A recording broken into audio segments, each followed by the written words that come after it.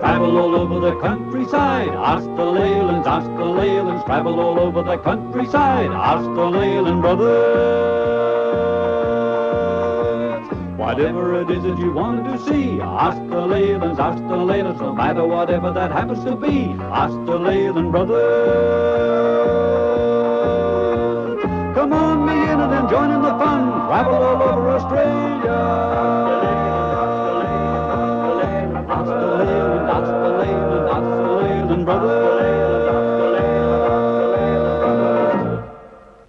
For all those people that are interested in unusual vehicles, we certainly have something different for you in this episode of Ask the Leyland Brothers. It would probably rate as the biggest cross-country vehicle ever built. It was built in Australia, and we find it here at Redcliffs in Victoria. It's called Big Lizzie. Then we're going to central Queensland, up here to the famous Achie gem fields, where we're going to follow through the story of sapphire mining, right from digging the sapphires from the ground to the selling of the sapphires. Then we're going to show how they're cut and the beauty that comes from these magnificent stones found in central Queensland.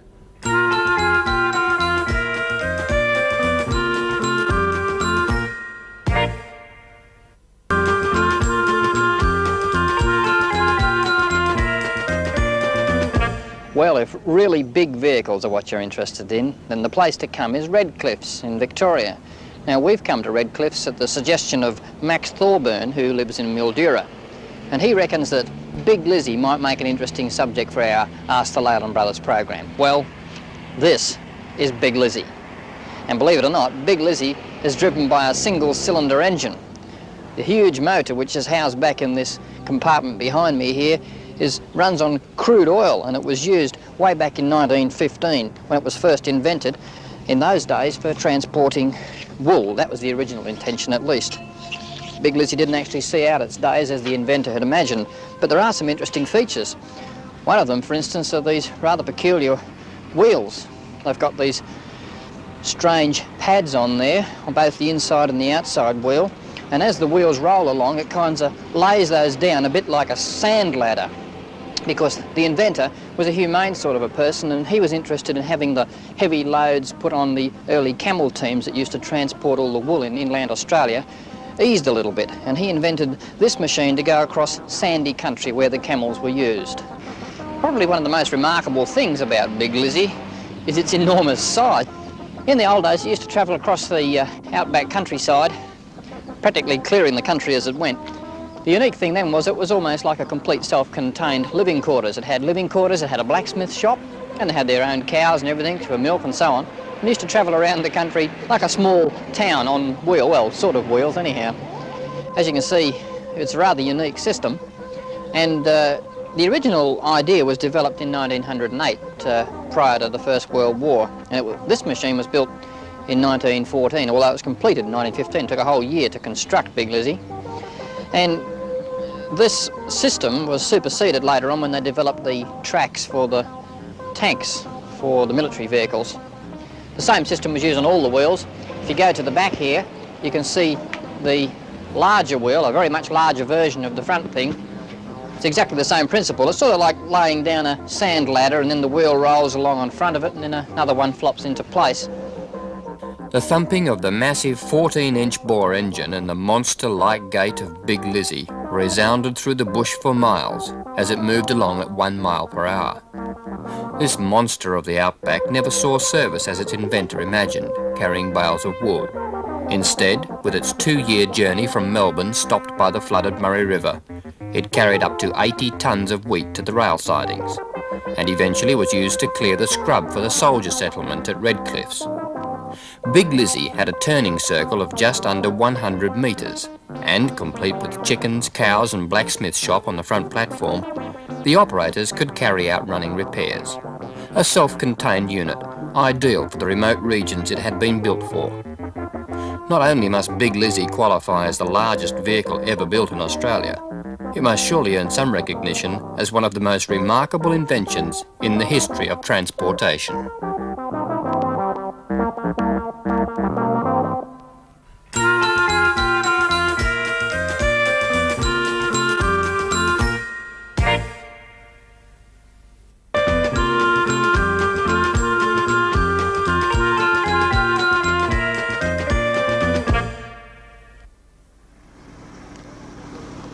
This is the main street of Rubyvale in the central Queensland Highlands, about 250 kilometres inland from Rockhampton.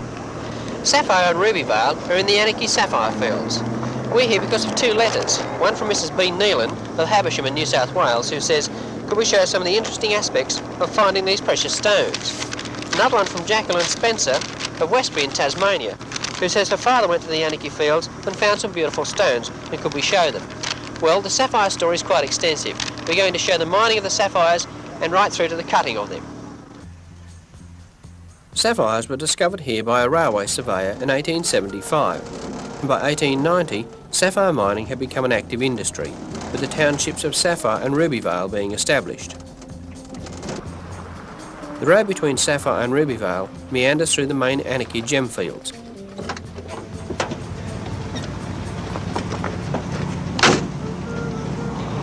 The Anarchy sapphire fields have had their checkered history of ups and downs.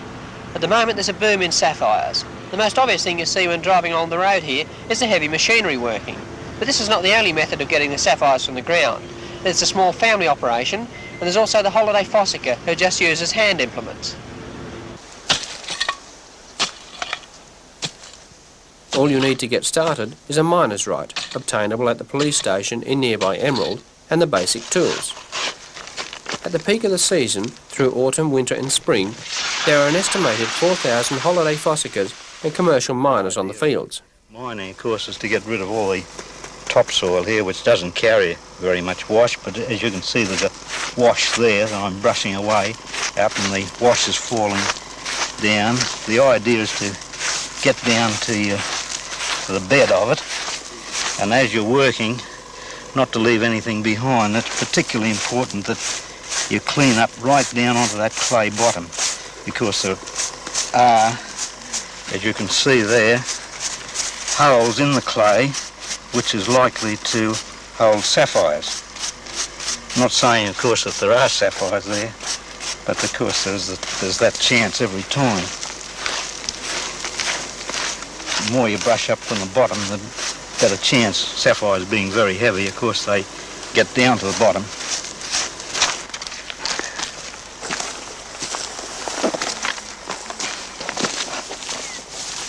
Harry Batomsky from Brisbane is a holiday fossicker. Harry is working in a small miners area, an area set aside for small claims that are hand operated. Sapphires and rubies are the gem varieties of the mineral corundum, a form of aluminium oxide. They are formed deep within the Earth's crust and carried to the surface by volcanic action. The sapphires are contained in ancient deposits of wash, which varies in depth from the surface down to 20 metres or more.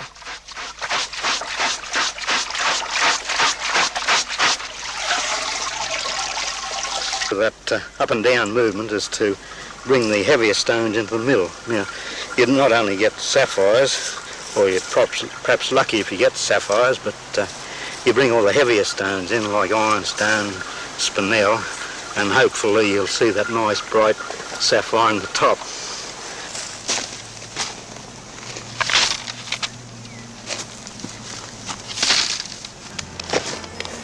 The moment of truth can be disappointing or rewarding. A couple of small sapphires indicate that Harry is onto something. He just needs more work.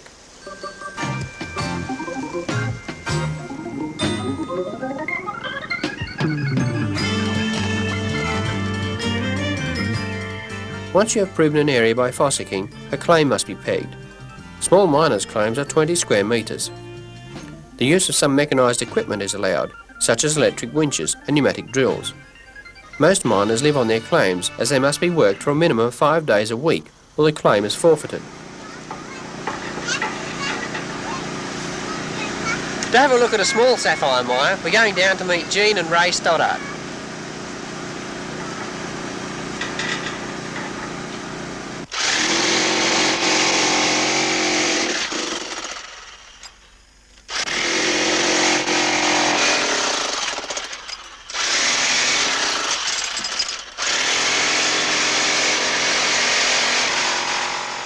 Jean always operates the drill, while Ray shovels. Ray was a plumber in Geelong, Victoria, before they were hooked on sapphires. Well, after the first 6 months we started to get onto a little bit, not a lot, but it's just the enjoyment that we get out of doing it. That's why we like doing it. We went down 40 feet and then we struck, as we thought, bottom. And we dug and dug, and I think we dug about 5 foot of porphyry out all the time for such a long way. Then we gradually found a little sapphire, our first big one, and kept going, just chased it in, and we got a pocket full.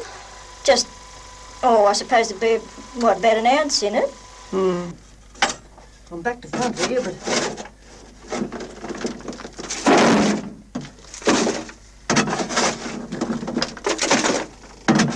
Right, well, I'll dash up and start the winch up, Joan. Jean and Ray Stoddart are typical of the miners on the field. They originally came here on holidays and stayed.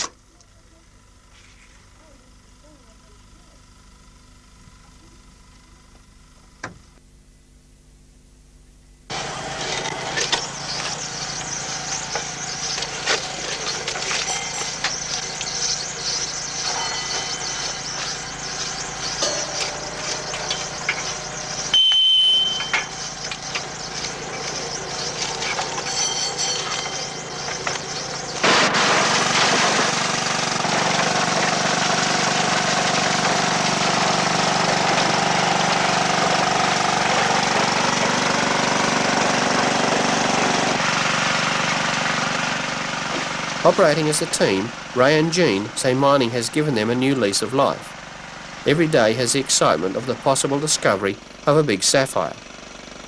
So far they have found enough to keep them going, and they intend to stay on a while yet. The Achie gem fields are the richest and most extensive sapphire fields in the world, with a sapphire bearing area of 230 square kilometres. The claims around Ruby Vale and Sapphire are mostly taken up by permanent miners with big machinery.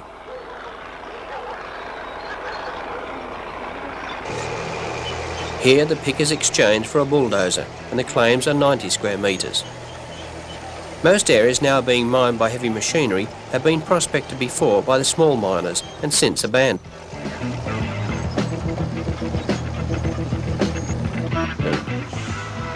Huge front-end loaders spread the sapphire-bearing soil out to dry. Once dry, the soil can be loaded into this mobile vibrating screen, which separates the material into oversized, fines and pay dirt.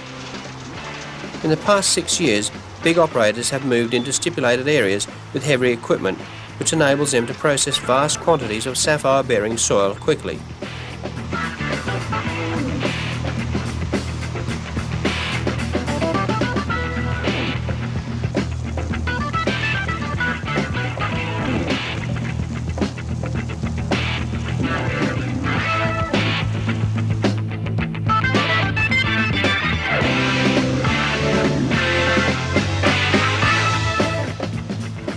Pay dirt is hosed down into a slurry, which runs down a chute into a jig which collects the sapphires. This big operation is run by partners Peter Harvey and John Warner. A lot of sapphires are needed to cover the enormous running costs. John shows us some of the rewards.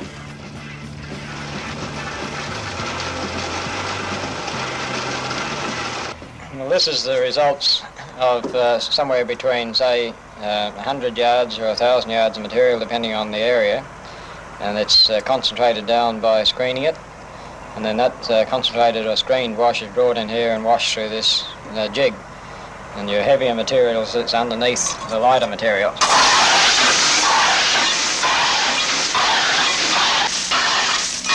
That's what this business has got over farming.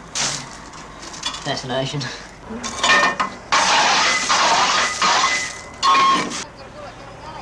You've got a variety of sapphire here. There's a little bit of zircon too, but you've got your yellows and greenies and blue.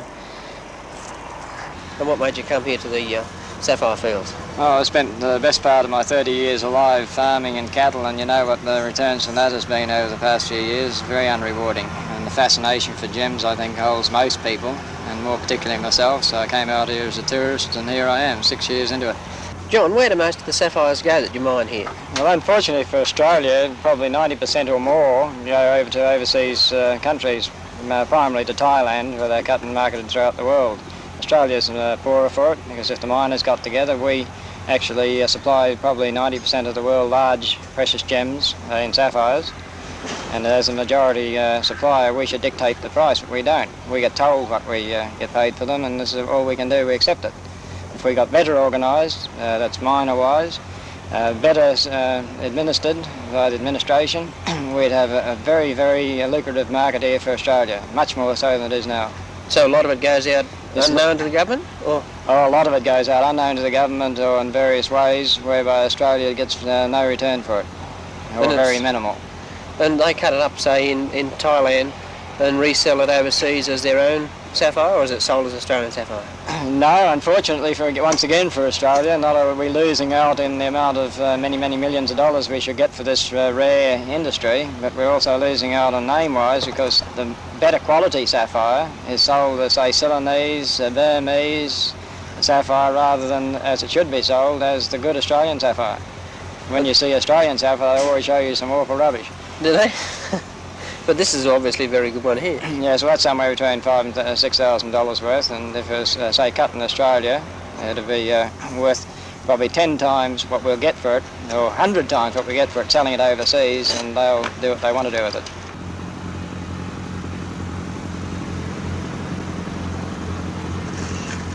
To find out what happens to the sapphires after you've found them, we'll be back after this break.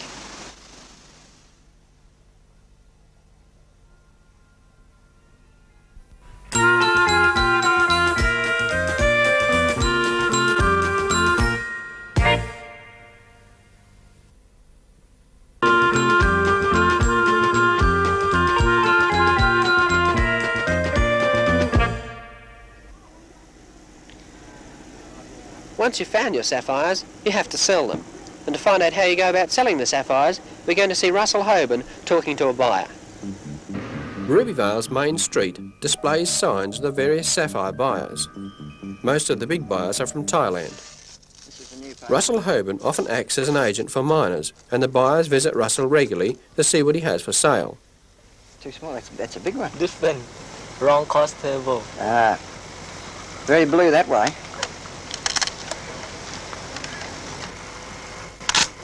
The Thai buyers pay cash for the stones and will buy individual stones or parcels of sapphires like these.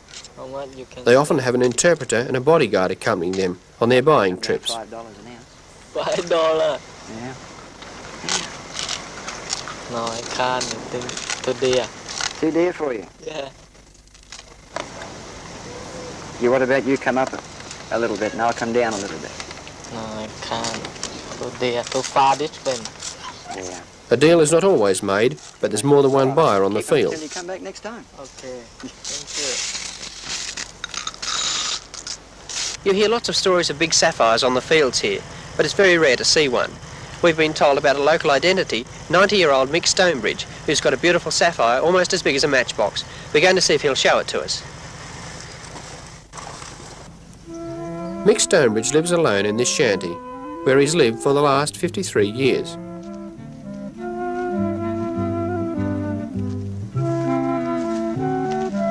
Can I take a photograph of your famous sapphire? Want to? Mick carries a precious stone in a small bag tied to his belt. He is proud to show it to visitors, but tells everyone it's not for sale. The brilliant party-coloured stone is worth more to Mick than money.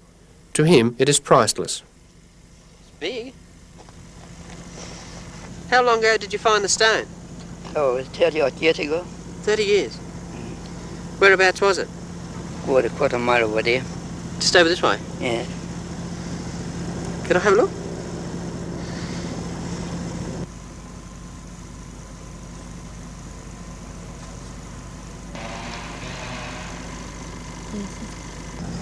Yes, it must be very precious to you. Thanks for letting us take a photograph of it. The stone has been stolen once, but was returned by the police. It is so well known that it would be virtually impossible to sell, and Mick has many friends on the fields. To see the real beauty of the sapphire, you must see a cut stone. Ola and Russell Hoban have a gem cutting business in Rubyvale and stock all varieties of sapphires in every colour and size. Don't you think? Ola shows Pat a ring, set with 2 party colour and 2 yellow sapphires.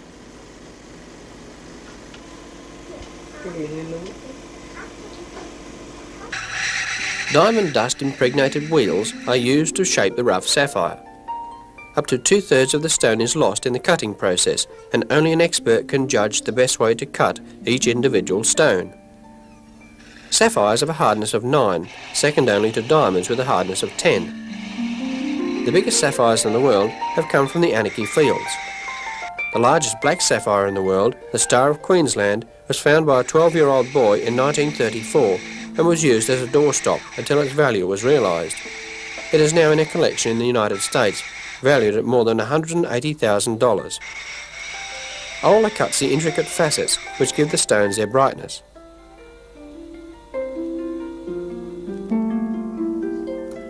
Although sapphires are commonly believed to be blue, they also come in green, yellow, pink, white or party-coloured, which is a combination of 2 or 3 of these colours. Whatever colour you prefer, they certainly hold a magic fascination for a lot of people.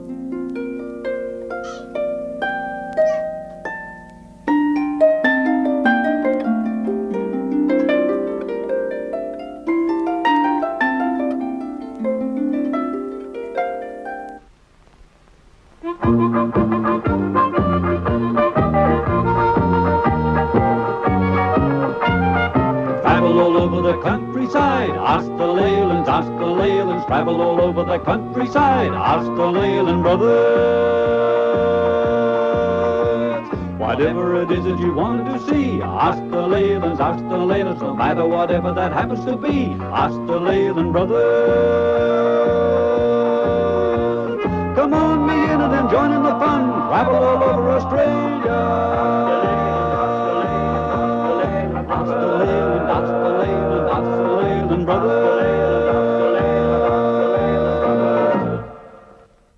Box. We're going to see if he'll show it to us.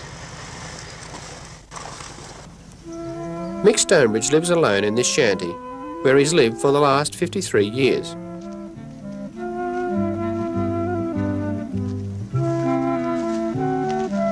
Can I take a photograph of your famous sapphire?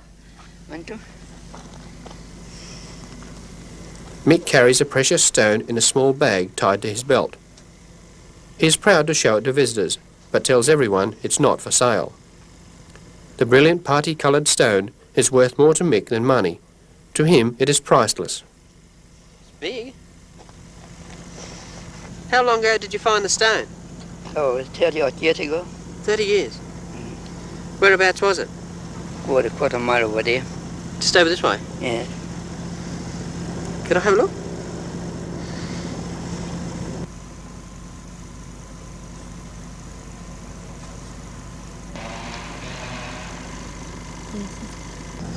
Yes, it must be very precious to you.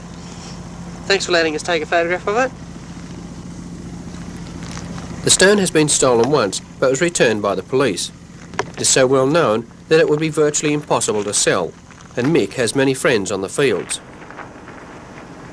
To see the real beauty of the sapphire, you must see a cut stone.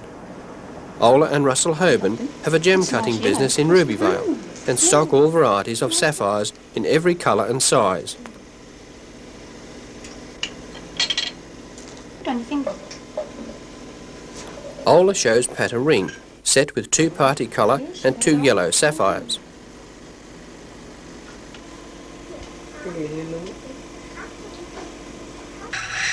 Diamond dust impregnated wheels are used to shape the rough sapphire. Up to 2/3 of the stone is lost in the cutting process, and only an expert can judge the best way to cut each individual stone. Sapphires have a hardness of 9, second only to diamonds with a hardness of 10. The biggest sapphires in the world have come from the Achie fields. The largest black sapphire in the world, the Star of Queensland, was found by a 12-year-old boy in 1934 and was used as a doorstop until its value was realised. It is now in a collection in the United States, valued at more than $180,000. Ola cuts the intricate facets which give the stones their brightness.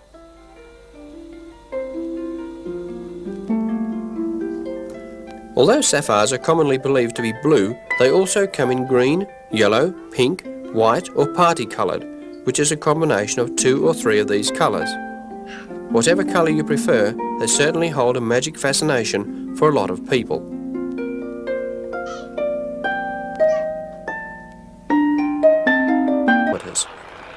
The claims around Ruby Vale and Sapphire are mostly taken up by permanent miners with big machinery.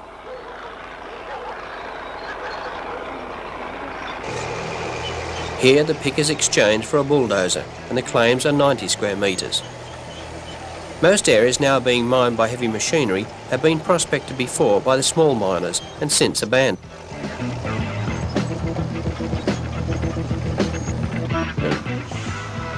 Huge front-end loaders spread the sapphire-bearing soil out to dry. Once dry, the soil can be loaded into this mobile vibrating screen which separates the material into oversized, fines and pay dirt. In the past 6 years, big operators have moved into stipulated areas with heavy equipment which enables them to process vast quantities of sapphire-bearing soil quickly.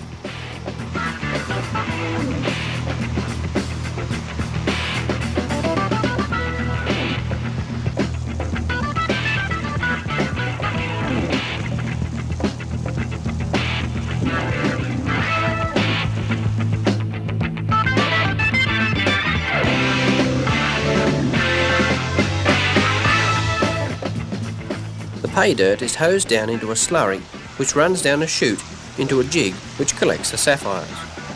This big operation is run by partners Peter Harvey and John Warner. A lot of sapphires are needed to cover the enormous running costs. John shows us some of the rewards.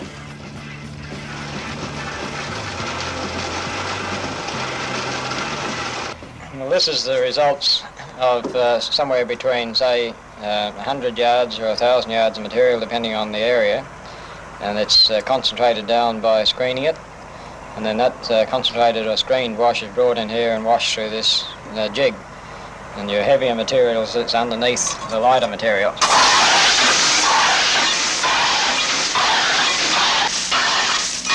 That's what this business has got out of the farming. Fascination.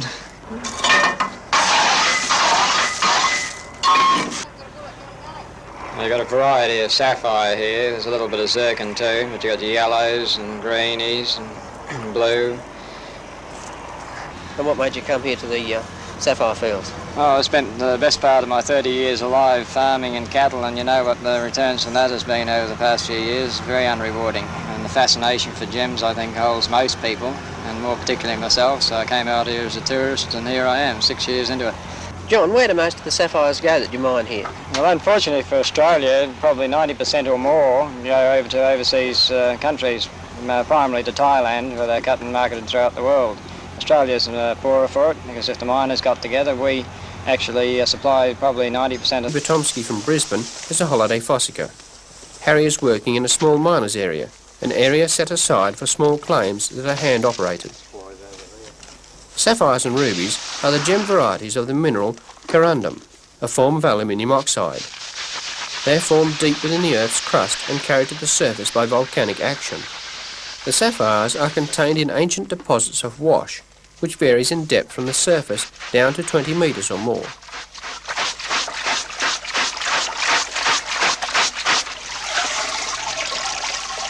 That up and down movement is to bring the heavier stones into the middle. Now, you not only get sapphires, or you're perhaps lucky if you get sapphires, but you bring all the heavier stones in, like ironstone, spinel, and hopefully you'll see that nice bright sapphire on the top.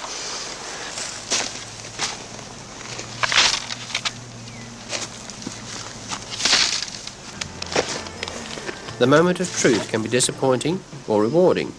A couple of small sapphires indicate that Harry is onto something. Just needs more work.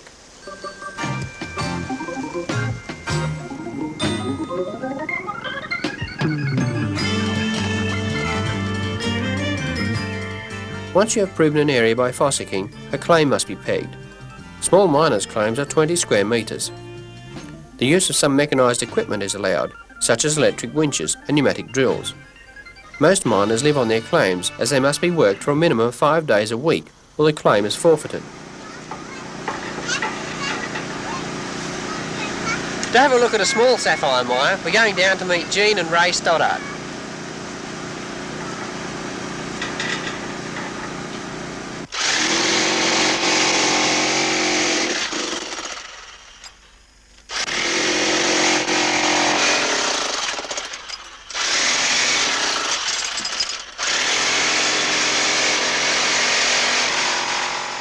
Jean always operates the drill, while Ray shovels. Ray was a plumber in Geelong, Victoria, before they were hooked on sapphires. Well, after the first 6 months we started to get onto a little bit, not a lot, but it's just the enjoyment that we get out of doing it. That's why we like doing it. We went down 40 feet and then we struck, as we thought, bottom. And we dug and dug, and I think we dug about 5 foot of porphyry out all the time for such a long way. Then we gradually found a little sapphire, our first big one,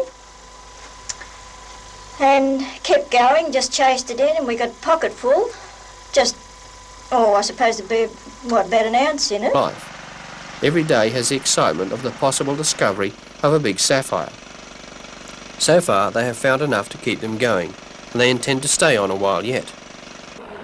The achie gem fields are the richest and most extensive sapphire fields in the world, with a sapphire-bearing area of 230 square kilometres. The claims around Ruby Vale and Sapphire are mostly taken up by permanent miners with big machinery.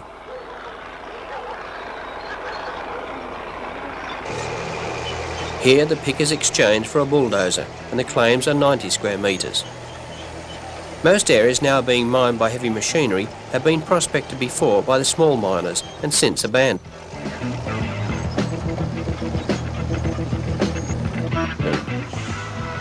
Huge front-end loaders spread the sapphire-bearing soil out to dry. Once dry, the soil can be loaded into this mobile vibrating screen which separates the material into oversize, fines and pay dirt. In the past 6 years, big operators have moved into stipulated areas with heavy equipment which enables them to process vast quantities of sapphire-bearing soil quickly.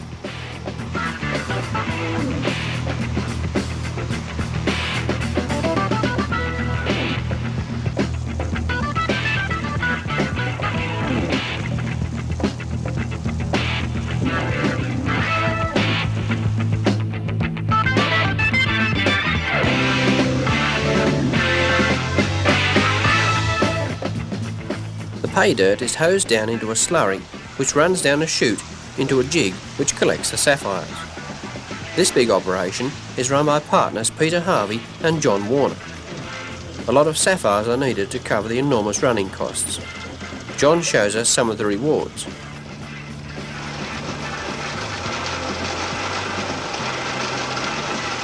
Well, this is the results of somewhere between, say, 100 yards or 1,000 yards of material depending on the area, and it's concentrated down by screening it, and then that concentrated or screened wash is brought in here and washed through this jig, and your heavier materials that's underneath the lighter material.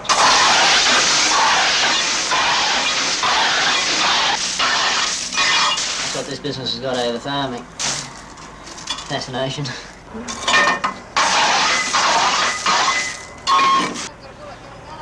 You've got a variety of sapphire here. There's a little bit of zircon too, but you've got the yellows and greenies and blue. And what made you come here to the sapphire fields? Oh, I spent the best part of my 30 years alive farming and cattle, and you know what the returns from that has been over the past few years. Very unrewarding. And the fascination for gems, I think, holds most people, and more particularly myself, so I came here. And then that concentrated or screened wash is brought in here and washed through this jig, and your heavier materials that's underneath the lighter material.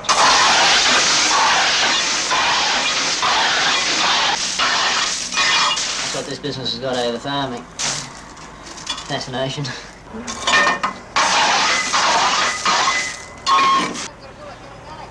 You've got a variety of sapphire here. There's a little bit of zircon too, but you've got the yellows and greenies and blue.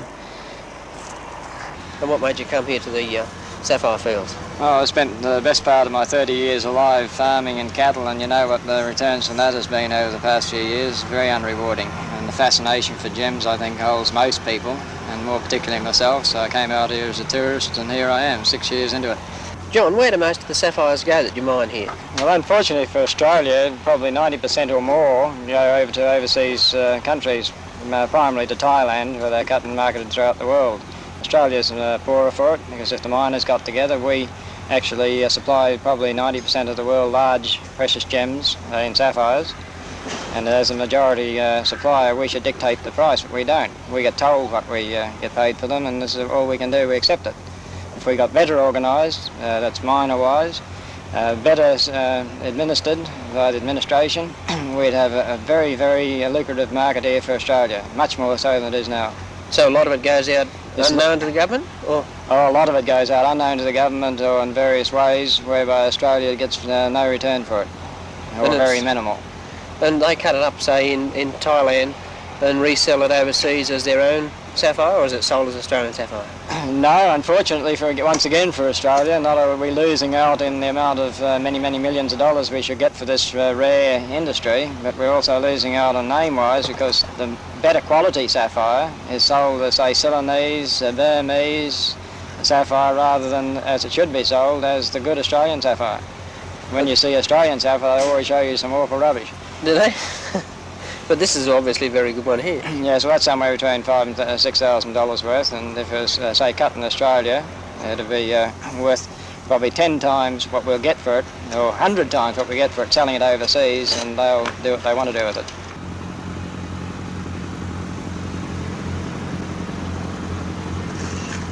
To find out what happens to the sapphires after you've found them, we'll be back after this break.